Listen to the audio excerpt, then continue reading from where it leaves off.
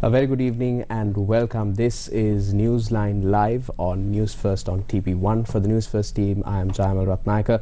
Unfortunately, our usual host Farah Shaukat Ali is unable to be with you tonight. Nevertheless, the show must go on, and I hope I can do justice to Faraz and his extensive questioning on whoever joins us on the show. Tonight we will be talking to you about a very important topic that has great relevance to Sri Lanka, especially at present.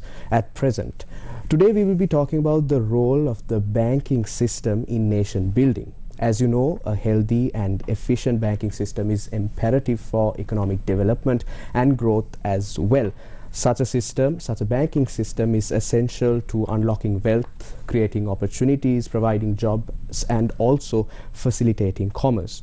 To dissect this very sophisticated topic, we have invited to our studios tonight Mr. Mangala Boyagoda. He is a senior banker and a man with a wealth of knowledge in this particular topic. Thank you very much, Mr. Boyagoda, for accepting our invitation and joining us. Thank you, Jamal. Okay, Mr. Boyagoda, let me get straight to the point.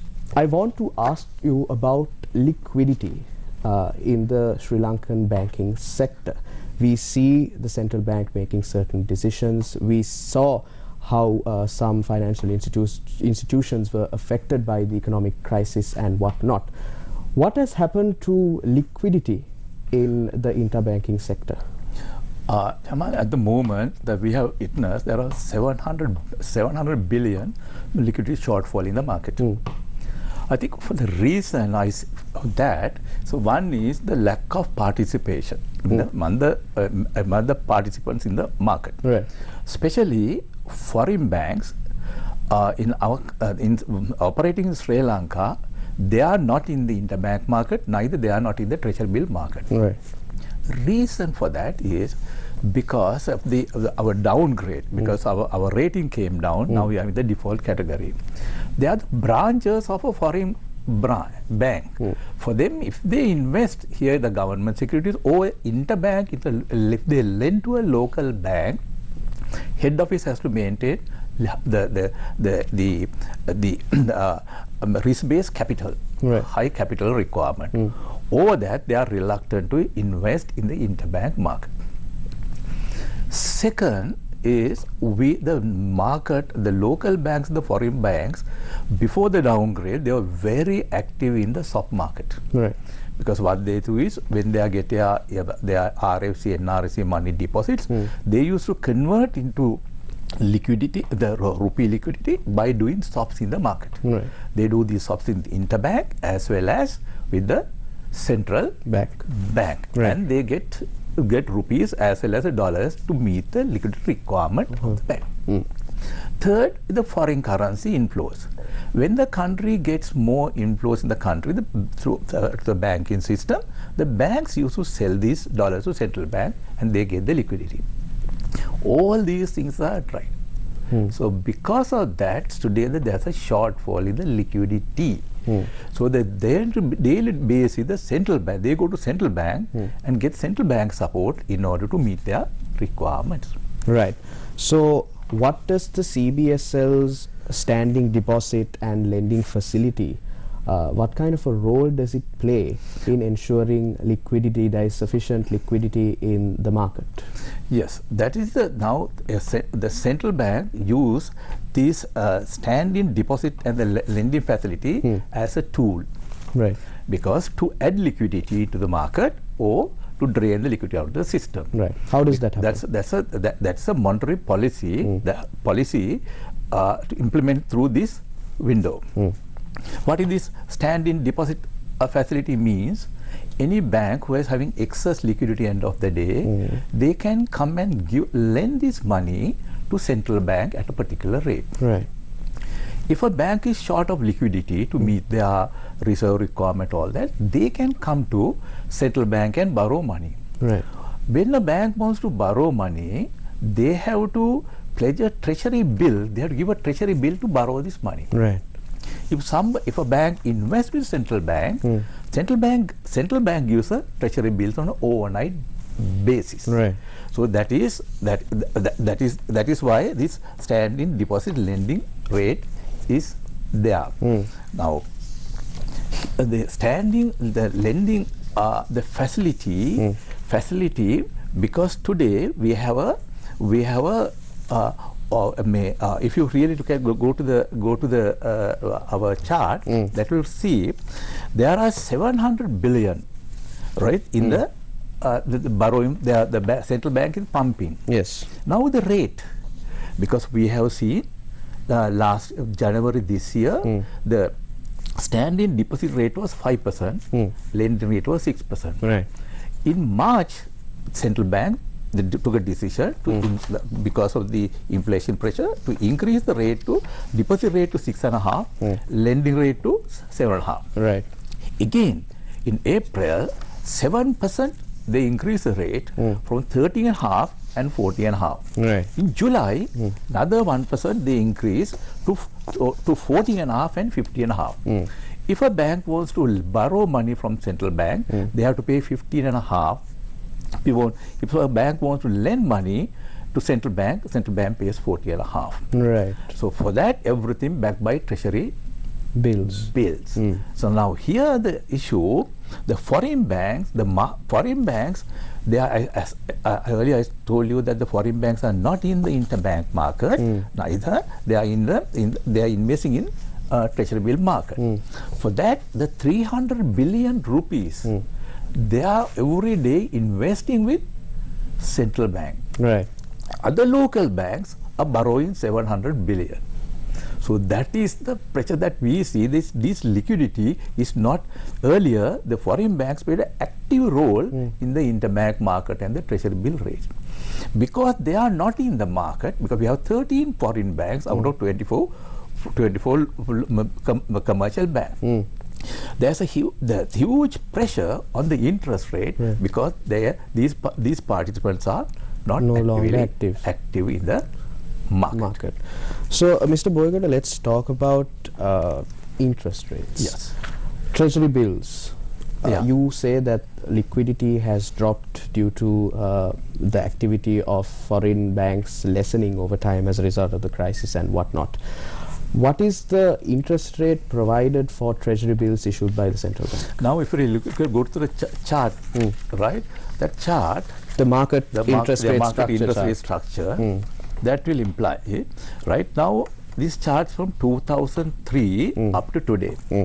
Now, only once we have seen the treasury bills here, you have the 1-year treasury bill, 5-year treasury bond, at AWPLR and the average fixed deposit rate. Right. Now, from 2003 up to July 22, only once we have seen the interest rate is going up 17-18%. Now, all of a sudden, after into 22nd, right, July 22nd, 1922, this year, we have seen interest is moving to 30%. So the current interest rate is at 30%. Yeah. Now, if you really look at it, I see a huge anomaly in the risk-reward structure. Okay. Because the treasury bills. What has caused that? Treasury bills are giving 30%. The bank lending rate is 25%. Right. The deposit rate is 1-year deposit rate is 20 to 22%. Right. And also, today I checked the market. The 5-year the fixed deposit rate is 2022, 21 and 22 level. But the 5-year treasury bonds are 28, 29. That's a huge anomaly. Because the issue is, because with the IMF, we are going with the program, because the debt sustainability program we have to come with. Yes. If the government borrows at a higher rate, what will happen? That will impact the budget deficit. Right. And also debt to GDP ratios, and also interest payment to GDP. Right. So that impact, again, you and I have to pay. Because taxpayer has to pay that interest because the budget deficit is increased. Yes. On the other hand, now the lending rate from 13-14% now gone up to 25%. It will impact the borrowers because we have seen, because after COVID, lot of banks gave moratoriums to customers. Right. Now today, if they have to pay 25%, what will happen to them? Their repayment. Yeah. And also SMEs, SME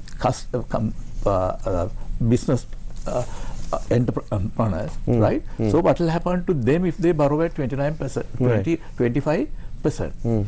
And also now the banks have a stress loan portfolio because of the COVID and other. Yes. So that have a huge impact on that overall impact. One side is the treasury bill rates going up, the impact the government and the debt restructure, debt sustainability. Okay. Other side, the economic point. There's a huge I see an anomaly in the risk reward structure. Right. So now it's established that T-bills offer an interest rate of 30%. Yes. Let's take a look at the deposit, the base of savings.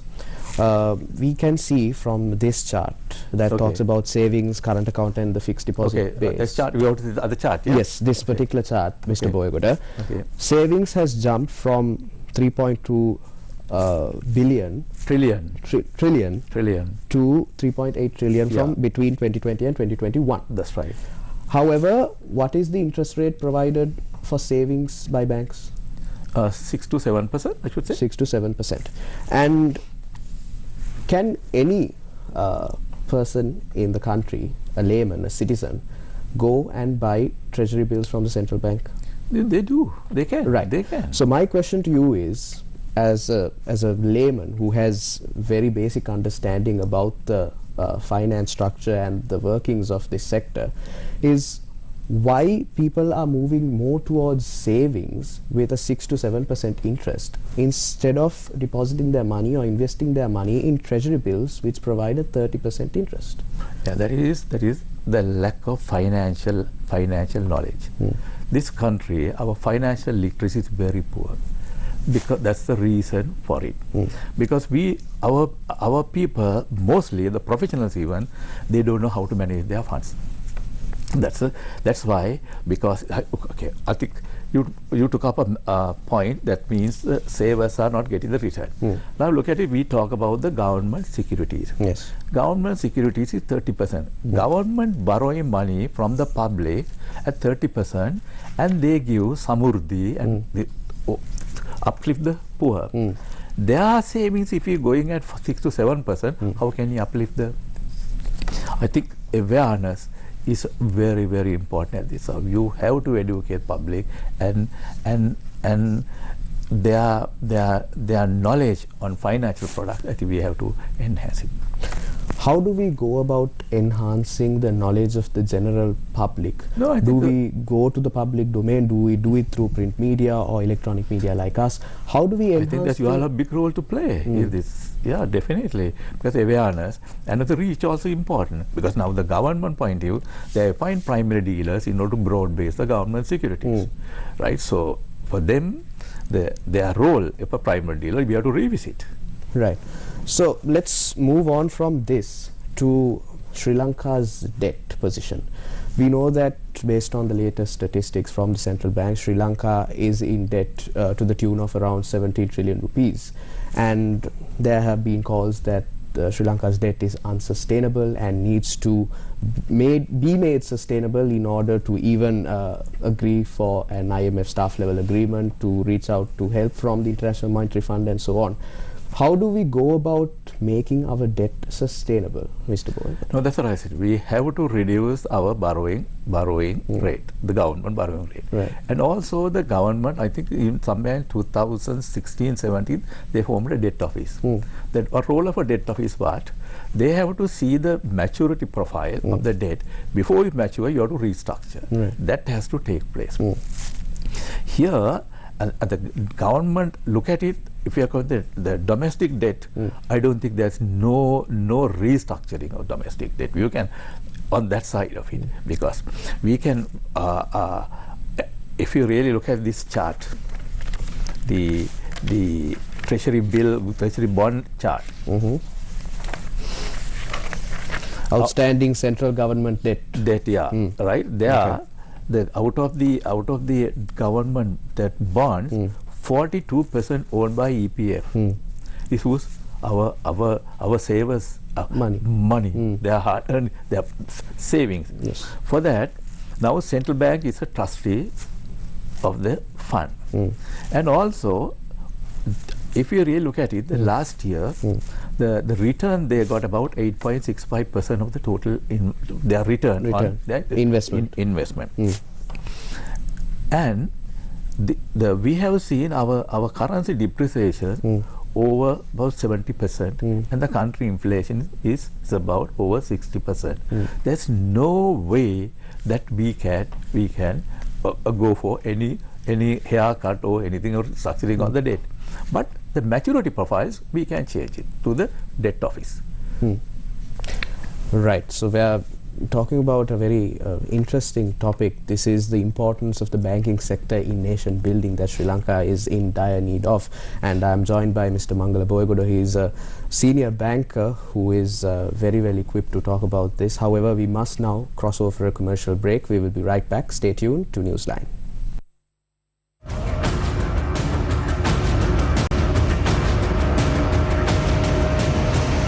Newsfirst, Newsline. Activist Senadi Guruge remanded. How much did the Chinese fertilizer ship cost?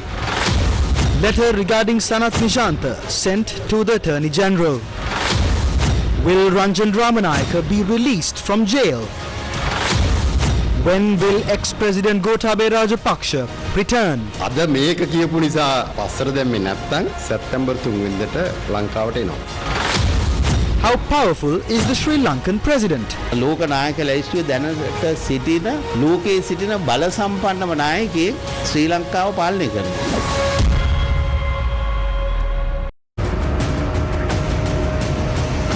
Newsfirst, Newsline. Hello there and welcome back to Newsline Live on Newsfirst on TV1. We are in discussion with Mr. Mangala Boyagoda, senior banker, on how important the banking sector is in economic development and nation building. Let's carry on from where we left off, Mr. Boyagoda. I want to talk to you about central bank holdings. If we can bring up this chart on outstanding central government debt. T-bills have from the 31st of July 2022 to the 30th of April 2022 have increased. But do we see some sort of a progress in this happening? The government, the treasury bills that they issue for recurrent expenditure, because for that the government need money. Yes. Their cash flows are they are in a different way because of the tax revenue, and but the taxes are coming in a different intervals. So that's the treasury bill. But here, out of the treasury bills, as on date, is about 2.2 trillion central bank holds it. Right. Okay. So that means the central bank has bought treasury bills and pump money to the system. Right. That means that's called the money printing. So why? Because to meet the day-to-day requirements. So it has increased from 1.8 trillion to 2.2 trillion between 30th April 2022 to 31st July 2022. Yes, 1.8 to 2.2. Yes. So does this necessarily lead to inflation, money printing? Yes, that's lead to inflation, right? That is why governor is now decided he's not going to print money. So here, because the tax revenue is not there over that, so now the government is coming with a plan. Because now what we have to do is, this sustainability is what we have to increase our revenue and cut expenditure. Right. Now government has taken necessary steps in order to increase the revenue. All the subsidies have been removed. Right. And also the revenue, the tax revenue, then the payee tax, all that is coming in. So then we can see really what will be the gap going to be. So we have, without increasing the revenue, we can't reduce the gap. Talking in terms of reducing expenditure, Mr. Boyagoda, and increasing revenue, Let's talk about state-owned enterprises.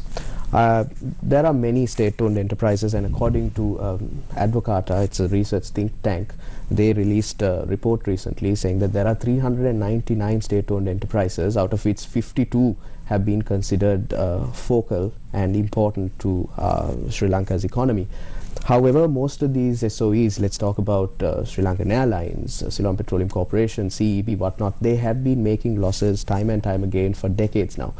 Do you believe, in terms of making our debt sustainable and also increasing our revenue, it is imperative that we either reform or privatize our state-owned enterprises? Definitely, we have to take a step. Otherwise, the burden will come on the poor, the entire public in this country. Poor people have to pay for it.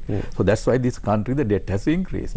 So now we have to put a stop and see how we are going to restructure. If we can restructure and make them or joint ventures or public partnership. How important are PPPs, private-public partnerships? That's the way forward for us. I'm looking at it. That is where the joint venture with the public, because they can bring the expertise.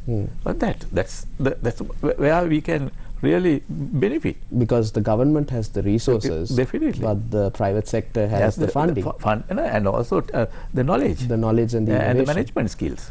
Right. So, how does Sri Lanka go about reforming all of this, Mr. Boyagoda, in terms of gelling with the private sector? Because we have seen at times the government, and not the government per se, the state sector and the private sector at loggerheads because there are certain disagreements. How do you dispel those and move forward in unison to bring about a better economy and to build our nation? Because with the government can't afford to take losses, right? I think end of the day, again the budget is going to impact. What is the debt sustainability means? So the government subsidies, all that you have to stop. Then it will be converted to a viable, commercially viable entities. So that's the role. If I for to do that, I'm looking at it, as I said earlier, private sector, and also sometimes we have to privatize, because we need some foreign revenue to this country.